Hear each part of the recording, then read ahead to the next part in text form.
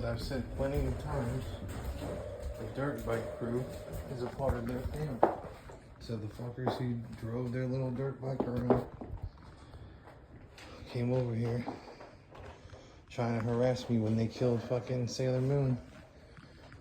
One of the kids just pulled up with his dirt bike right away. So.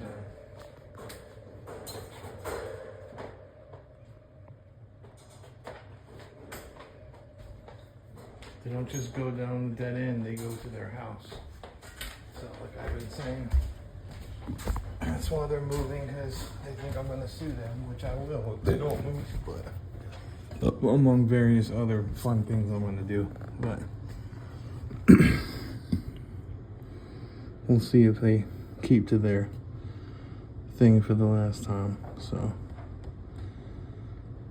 I doubt it though, but which will be fun for me. But